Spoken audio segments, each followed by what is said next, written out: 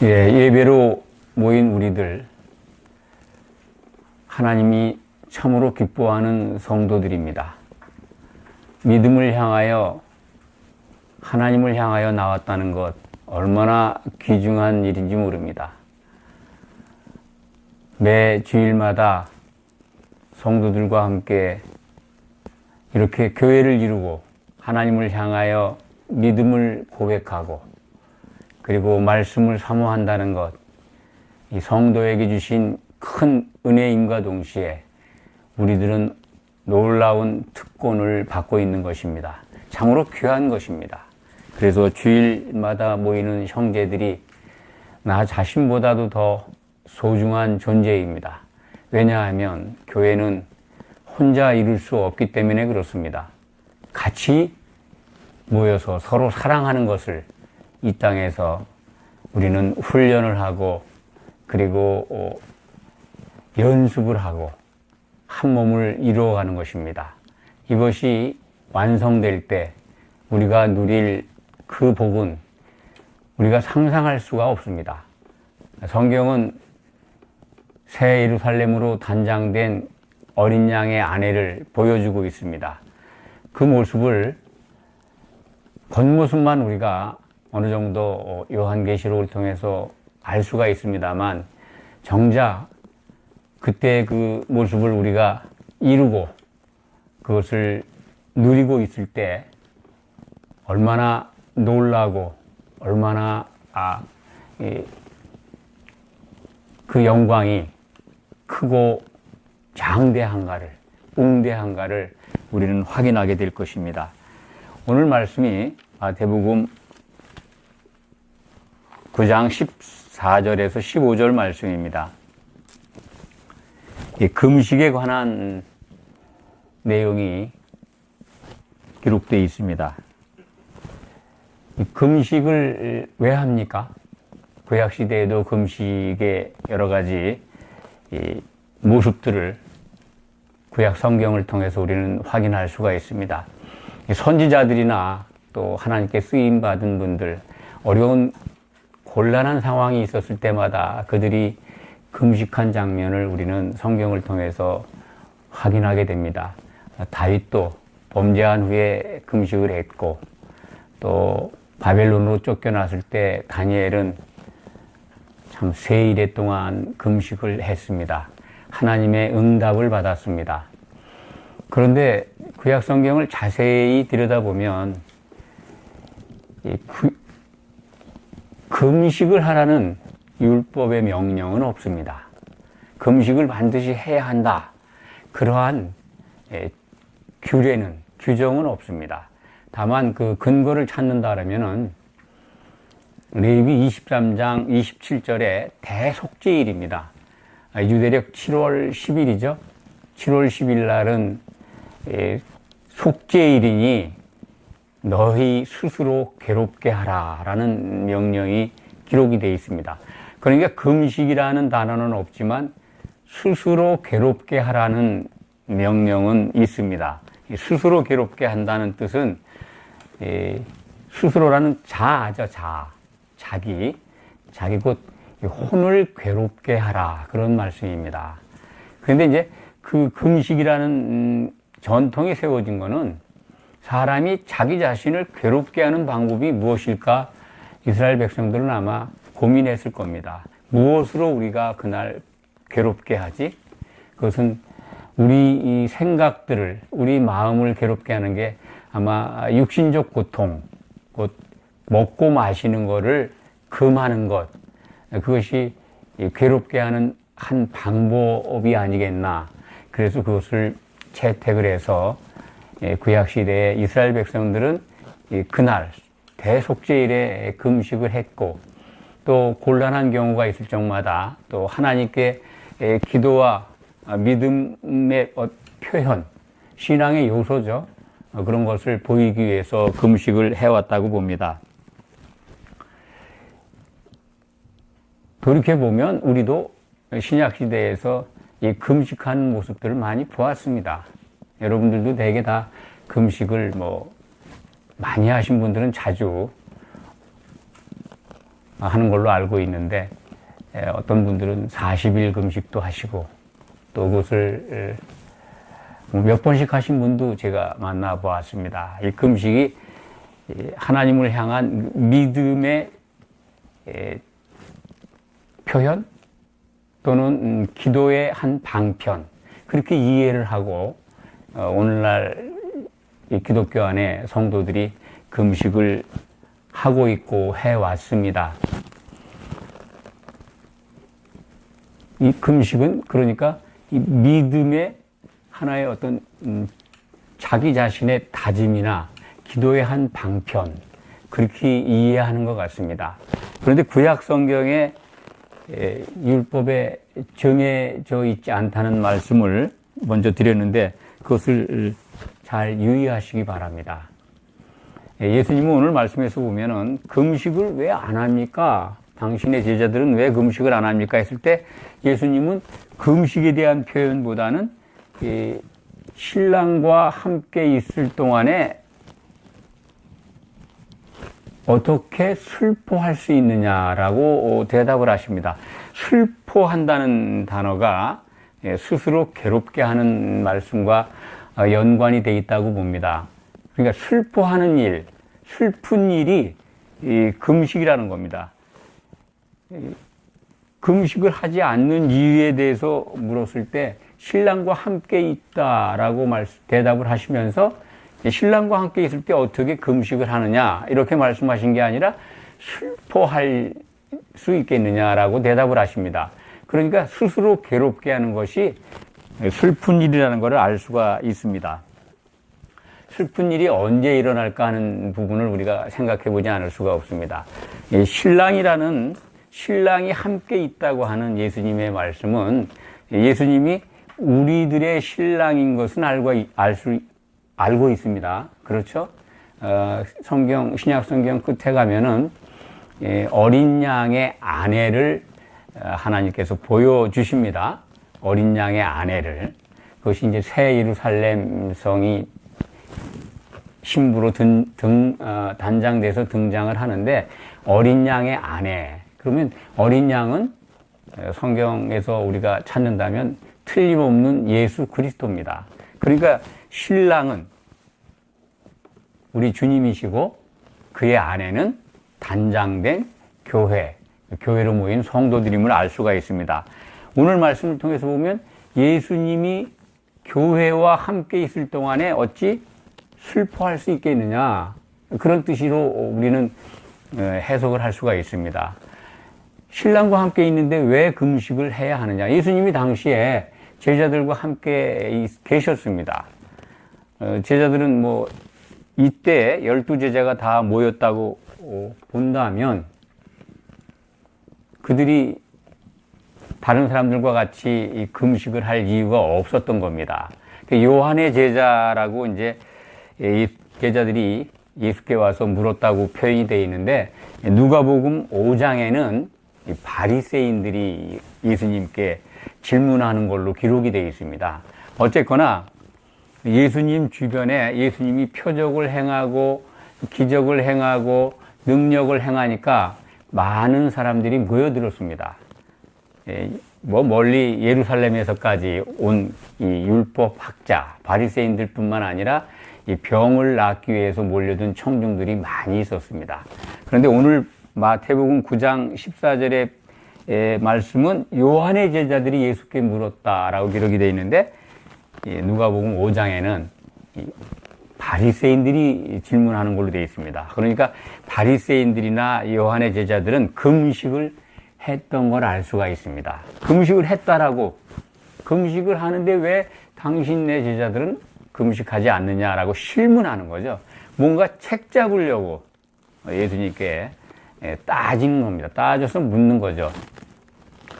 금식은 율법 조항에 정확하게 금식을 해라라는 명령은 없지만 전통적으로 이 대속죄일에 스스로 괴롭게 하는 방법으로 금식을 취해서 해왔다. 먼저 말씀드렸습니다. 그런데 스가랴서 8장 19절인가 제가 기억을 하는데 거기에 이제 4번 금식하는 내용이 나옵니다. 스가랴 선지자가 쓴 글인데 그때 그 금식 4번 금식하는 걸 살펴보면 예루살렘 멸망과 관련이 있습니다. 그래서 뭐 넷째 달의 금식, 다섯째 달의 금식, 일곱째 달의 금식, 또 10월 달의 금식 이렇게 되어 있는데 먼저는 그 맨 나중에 10월 달의 금식은 예루살렘이 포위됐던 날, 그날을 기억하면서 금식을 했던 것 같습니다. 그리고 포위된 다음에 예루살렘 성이 무너집니다. 파괴됩니다. 그때가 이제 넷째 달 4월에 유대력입니다. 4월에 금식을 했고 5월은 성전이 파괴됩니다. 그날 또 기억하고 금식을 했고 7월은 바벨론 사람들이 유대인의 대표를 하나 세워서 그다랴라고 하는 사람 총독을 세웠는데 그 총독이 살해됩니다. 뭐 그날을 기념해서 금식을 했다라고 우리는 알고 있습니다. 그 모든 것을 보면 예루살렘이 파괴된 것, 남유다 왕국이 망한 것, 그것을 기억하고 애통하는 금식을 했다. 이것은 여호와께서 하나님께서 명령하신 금식이 아닙니다. 대속죄일에 스스로 괴롭게 하라는 그 규례를 따라서 금식을 해왔는데 가장 슬픈 날들이 왔을 때 이스라엘 백성들은 스스로 괴롭게 하는 금식을 했다고 봅니다. 그러한 전통들이 쭉 이어져 내려왔던 거죠. 구약시대에.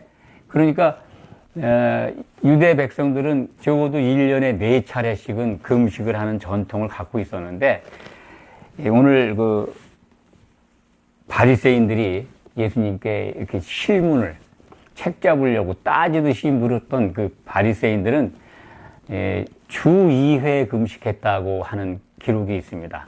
그런 전통을 갖고 있습니다.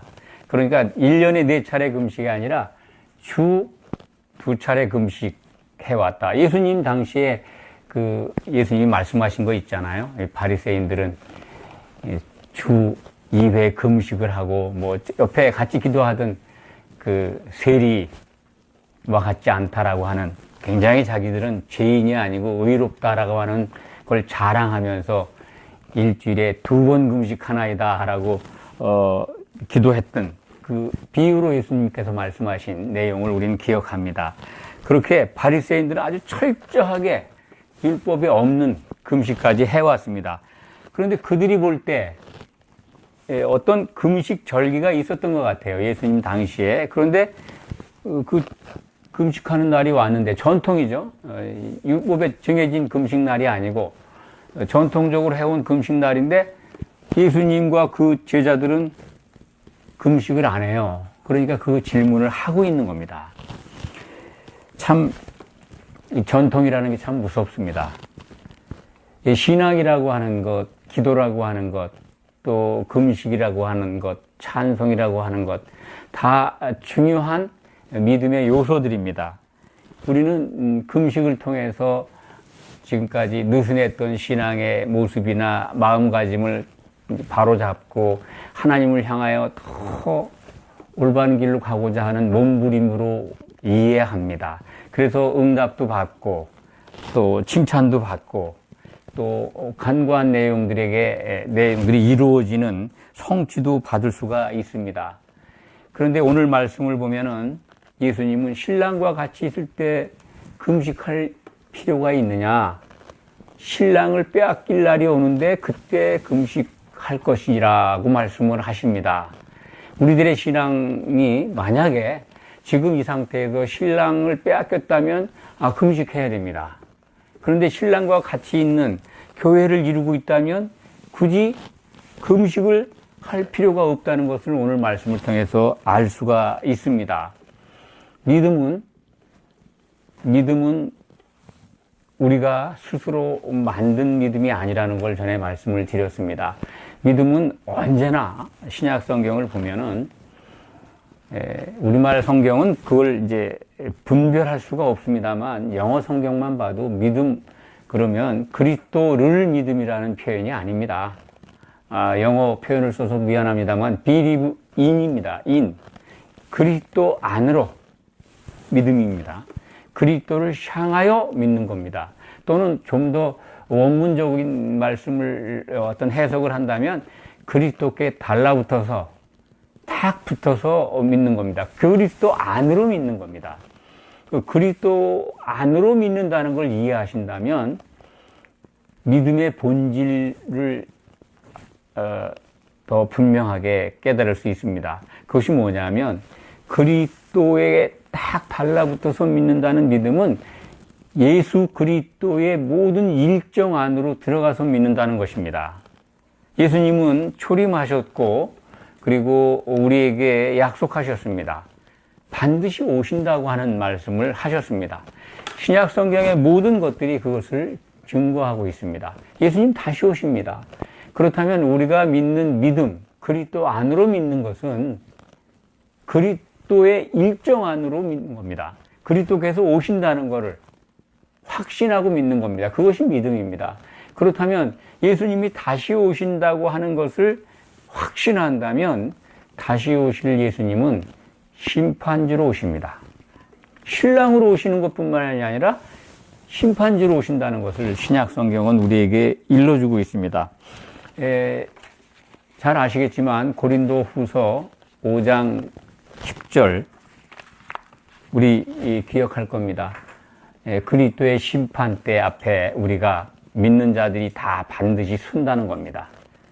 선악간에 그 몸을 예수 그리스도의 짝인 어린 양의 신부인 교회를 향하여 교회에 대하여 선과 악을 행한 것에 대해서 심판을 받는다는 겁니다.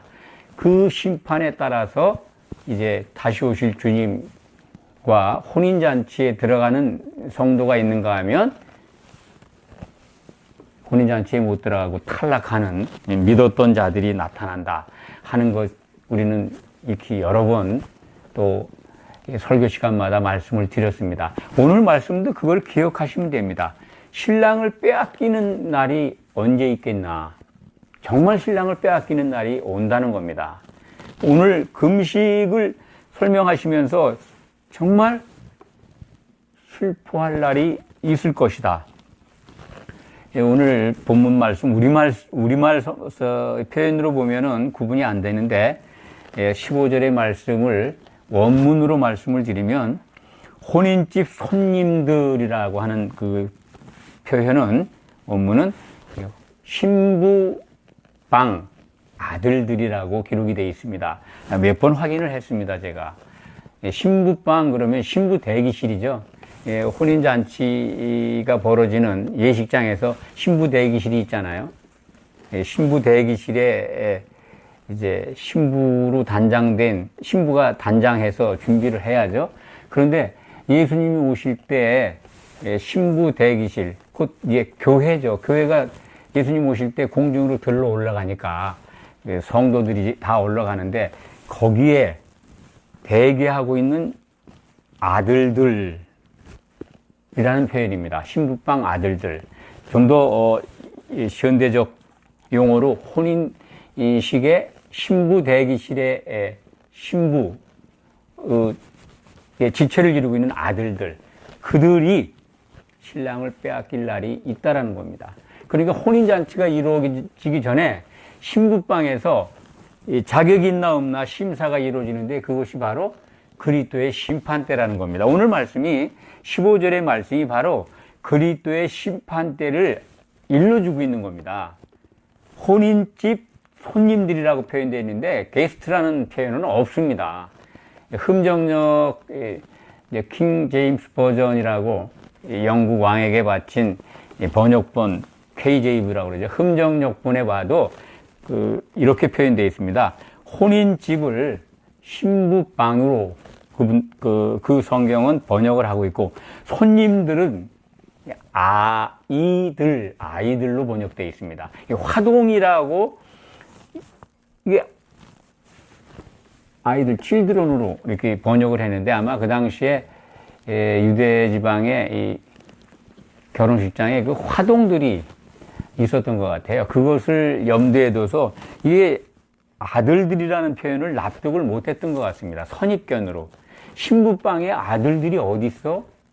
의아하죠. 그러니까 우리말 성경은 영어 NIV, 영어 다른 번역본이죠. 그걸 가지고 번역을 하다 보니까 손님, 게스트, 혼인집 손님으로 이 번역이 아주 뭐랄까 선입견에 의해서 영어가 잘못 번역했고 그 잘못된 번역을 따라서 우리 한국말 성경이 기록이 됐기 때문에 전혀 관계없는 혼인집 손님들로 기록이 되어 있는 겁니다.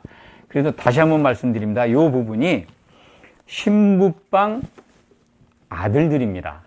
그러니까 교회에 모여서 신앙생활을 했던 하나님의 자녀들이 예수님이 오실 때 공중으로 돌려 올려가는데 거기서 그 아들들 가운데 신랑을 빼앗길 날이 이른다는 겁니다. 그렇다면 이 날이 빼앗길 날이 언제일까요? 적어도 예수님 재림 후입니다. 재림하셔서 그리스도의 심판대가 펼쳐지고 거기서 기름을 준비하지 않은 처녀들은 신랑을 빼앗기게 된다 하는 것을 우리는 알 수가 있습니다.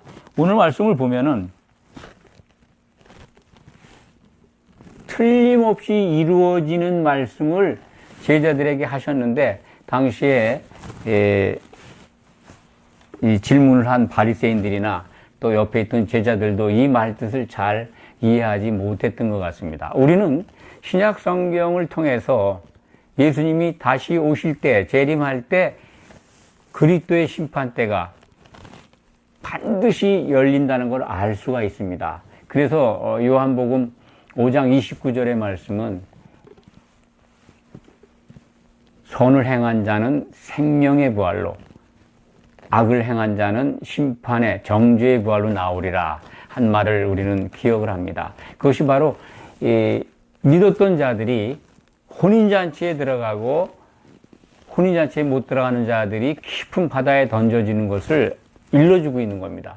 그것을 예수님은 공생의 기간 동안에 여러 차례 말씀을 하셨습니다. 실족하는 자들이 있다. 실족하는 자들은 깊은 바다 속에 던져지고 그곳은 곧 지옥불이다. 불지옥이다. 바깥 어두운 데다. 이렇게 표현했다고 하는 것을 여러분들 다 기억하실 겁니다.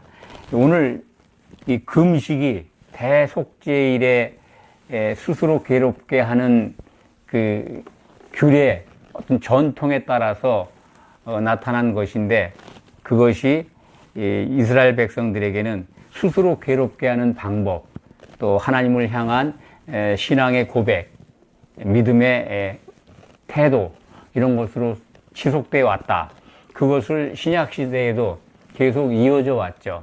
예수님이 오셔서도 그러한 전통에 따라서 예수님이 오셨을 당시에도 이스라엘 백성들은 금식을 하고 있었습니다. 또 예수님도 금식을 하셨죠. 기억하십니까? 예수님이 성령 세례를 받으신 다음에 성령이 비둘기같이 내려오는 그것을 요단강에서 세례 요한에게 물 세례 받을 때 경험하시죠. 그 후에 성령에 이끌려서 광야에서 40일간 금식을 하십니다. 이 40일 금식을 또 우리는 많이 흉내내고 또 그것을 같이 따라 하려고 하는 분들도 있습니다. 물론 40일 금식 굉장히 어려운 겁니다. 40일 동안 물만 마신다고 하는데 금식한다는 게 얼마나 어렵겠습니까? 그 성공하신 분들도 있고 또 실패하신 분들도 많은데 예수님의 40일 금식은 전에 말씀을 드렸습니다. 모세가 시내산에서 하나님 여호와께로부터 이 율법을 받을 때 40일 동안 떡도 안 먹고 물도 안 마셨다 하는 기록이 있습니다. 모세의 40일 금식, 그것과 연관해서 예수님은 40일 동안 금식을 하신 것입니다. 왜냐하면 신명기 18장 18절에 모세와 같은 선지자를 보내신다고 하신 하나님의 말씀이 있습니다. 그 말씀에 따라서 바로 이스라엘 백성들이 대망하고 있던, 기다렸던 그 선지자, 예수님이 신명기 18장에 기록되어 있는 그 선지자인 것을 입증해 보이시는 겁니다. 모세와 같은 그 선지자로 오신 것을 일러주고 그 금식을 통해 선포하시는 겁니다. 그래서 예수님도 40일 금식을 하셨고, 또 이스라엘 백성들도 전통에 따라서 적어도 말씀드렸죠. 스가랴서 8장 19절에 기록되어 있는 그 네 번의 금식 절기를 지켜왔고, 바리새인들은 주 2회 금식을 했던 그런 전통에 따라서 신약 시대에도 그 금식을 해 왔습니다. 그런데 사실은 예수님은 이 금식에 대해서, 그러면 그 전통대로 율법이라면 율법이지만, 율법엔 명시가 안 돼 있지만 예수님이 이렇게 질문을 했을 때 금식을 해야 된다라는 말씀 대신에 오히려 신랑을 빼앗기지 않는 한 금식할 필요가 없다라는 말씀을 하신 겁니다. 신랑을 빼앗길 날이 오는데 그때 가서 정말 슬퍼할 일이 있게 된다는 거죠. 대속죄일에 스스로 괴롭게 했던 것, 그것이 정말 그것이 할 때가 온다는 겁니다. 그 언제일까요? 지금 그 언제일까를 설명하다가 여기까지 왔습니다. 대속죄일이라고 하는 이 절기, 유대력 7월 10일. 구약의 모든 절기는 골로새서 2장 17절에 보면은 그리스도가 실체다. 네, 그 절기의 몸은 예수 그리스도라는 겁니다. 그러니까 절기, 구약에 기록되어 있는 모든 절기는 그 그리스도의 그림자라는 겁니다. 몸이, 이 절기의 본체가 예수 그리스도니까 대속죄일이 그림자면 예수님이 실체가 된 바로 그리스도의 심판하는 날, 그날이 대속죄일입니다. 실체가. 실질적으로 그날이 온다는 겁니다. 그때 스스로 괴롭게 했던 것과 같이 신랑을 빼앗기는 자들은 정말 상상할 수 없는 금식, 슬퍼할 일이 생긴다는 겁니다. 다시 말씀을 드립니다. 그 그리스도의 심판대에서 탈락한 자들이 금식하는, 밥을 안 먹는다는 게 이제 공중에 올라가서 부활체죠. 영체를 가지고 올라가는데 이 먹는 것과는, 마시는 것과는 상관이 없는 그런 상태입니다. 그 금식은 바로 예수님이 오늘 말씀하신 대로 슬퍼하는 일입니다. 그게 먹고 마시는 것이 중단되는 게 아니라 신랑을 빼앗겨서 신랑과 떨어져서 혼인잔치에 못 들어가고 깊은 바다에 던져지는, 지옥불에 던져지는, 정말 상상도 할 수 없는 슬픈 일이 생기게 되는 겁니다. 그 날이 바로 예수님이 오시는 날, 그 날입니다. 그리스도의 심판대가 열려지는 날, 그 날이 바로 대속죄일의 실체일입니다. 몸입니다, 몸. 예수님이 그 대속죄일이 그림자였으니까 실체는 예수님이 오실 때 그리스도의 심판대에서 벌어지는 일입니다. 그래서 신랑을 빼앗기게 되는 신부 대기실에 들어와 있던 아들들이, 하나님의 아들들이라고 불렸던 성도들 가운데 실족해서 기름 준비가 안 돼서 쫓겨나는 그러한 일이 벌어지는, 가장 슬퍼하는 일이 벌어지는 그런 것을 지금 오늘 말씀에서 일러주고 있는 겁니다. 금식하게 하시겠다는 겁니다. 오늘 15절 말씀이, 그러나 중간에 보면 그러나 신랑을 빼앗길 날이 이르리니, 예수님의 심판 날이 이르니 그때에는 금식하게 될 것이다. 금식하게 하신다는 거예요. 3인칭 의징이 됩니다. 그러니까 말하는 분이 예수님께서 내가 그렇게 금식하도록 하겠다, 그런 뜻입니다. 그러면 오늘 말씀을 다 이해하실 겁니다. 예수님이 공생의 기간 동안에 이 부분에 대해서 여러 가지 비유로 말씀하셨습니다. 기름을 준비한 5 처녀, 지혜로운 처녀와 기름을 준비하지 않은 미련한 처녀, 5 미련한 처녀의 비유를 통해서 기름 준비하지 않은 처녀들이 혼인잔치에 못 들어가는 마태복음 25장에 기록되어 있는 비유의 말씀이죠. 그걸 통해서도 우리는 알 수가 있습니다. 또 실족한 자들은 깊은 바다에 던져진다. 또 지옥불에 던져진다. 그리고 또 지옥불의 상태에 대해서 마가복음은 우리에게 또 그 상황을 우리에게 알려주고 있습니다. 마가복음 9장 48절에 보면 거기는 지옥불 안에는 구더기도 죽지 않고 불도 꺼지지 않고 사람마다 불로써 소금 치듯함을 받으리라 라고 말씀합니다.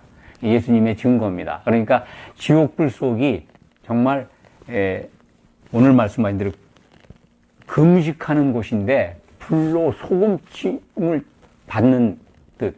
그런데 거기서는 죽는 게 없어요. 구더기도 안 죽어요. 불도 안 꺼지니까 항상 뜨겁겠죠. 그것이 정말 슬퍼할 금식이다 라고 하는 것을 오늘 말씀을 통해서 우리가 확인하게 됩니다. 믿었던 자들이 이렇게 상상도 할 수 없는 실족하는 그리고 이 지옥에 던져지는 경우가 있다 하는 것을 신약 성경은 자세히 알려주는데 왜 우리는 참 열심으로 그리고 교회에 출석하고 기도와 금식과 찬양과 여러 가지 믿음의 요소로 하나님을 향해 나오는데 왜 이 심판이 있다는 걸 잃어버리고 있을까? 그것을 우리가 생각해 보지 않을 수가 없습니다. 다 그런 건 아닌데요. 이 믿음에 대한 정의를, 믿음이 무엇인가를 오해하기 때문에 그렇다고 저는 생각을 합니다. 믿음이 믿음의 대상인 하나님, 예수님을 믿는 것, 여기에 있으니까 예수 믿으면 천국 가고 그리고 많은 복을 받고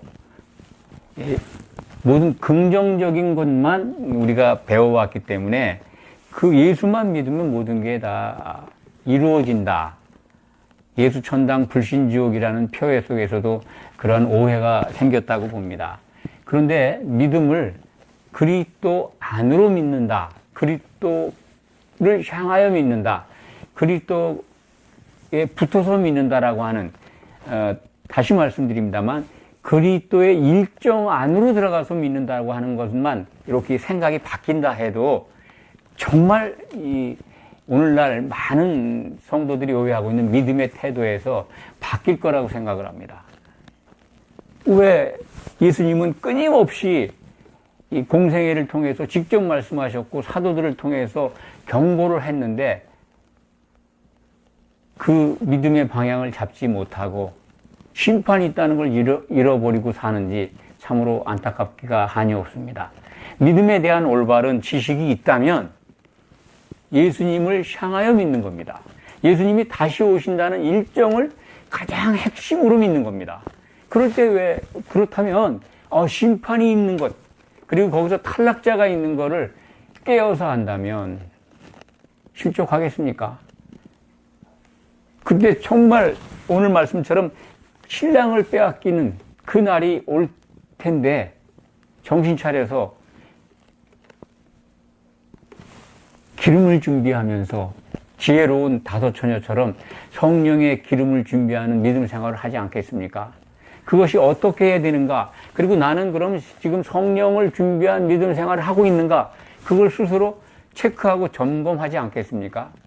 성령 안에 있다면 나타나는 증거를 늘 여러 차례 말씀을 드립니다. 로마서 14장 17절을 항상 기억하시기 바랍니다. 성령 안에 있는 사람들은 의와 평강과 실학이 나타납니다. 죄와 죽음에서의 자유로움과 기쁨과 놀랄만한 평화가 성도들 마음 안에 넘쳐납니다. 그것이 성령에 잠겨 있는 성령 안에 있는 증거입니다. 올바른 믿음으로 나가야 되지 않겠습니까? 금식할 때가 이르게 금식하게 하시겠다는 예수님의 경고입니다. 신랑을 빼앗길 날이 이르리니 신랑을 빼앗기는 경우가 생긴다는 거예요. 교회 안에 들어와 있다고 다 신랑을 맞이할 아내, 어린 양의 신부로 단장돼 가는 게 아닙니다. 탈락자가 있다는 거예요. 이것을 오늘 말씀을 통해서 마음에 새기시기 바랍니다. 정말 신랑을 빼앗기는 날이 우리에게는 결코 있어서는 안 됩니다. 반드시 혼인잔치에 들어가서 주님과 더불어 할렐루야 찬송을 불러야 합니다. 이 놀라운 복이 우리들에게 꼭 반드시 임하기를 축원합니다. 기도하겠습니다. 아버지 하나님 감사합니다. 신랑을 빼앗길 날이 이를 것이다. 그날에 금식하게 할 것이다 라고 하는 주님의 경고의 메시지를 받았습니다. 우리의 믿음이 오직 예수 그리스도의 일정 안으로 다시 오실 주님을 바라보면서 심판주로 오실 주님이 우리에게 일러주신 대로 성령의 기름을 준비할 수 있도록 우리 이렇게 예배로 모인 성도들 마음속에 충만함을 더하여 주시옵소서. 반드시 혼인잔치에 들어가서 주님과 더불어 할렐루야 찬송을 부르도록 우리를 지켜주시고 인도하여 주시옵소서. 예수 그리스도의 이름으로 기도하옵나이다. 아멘.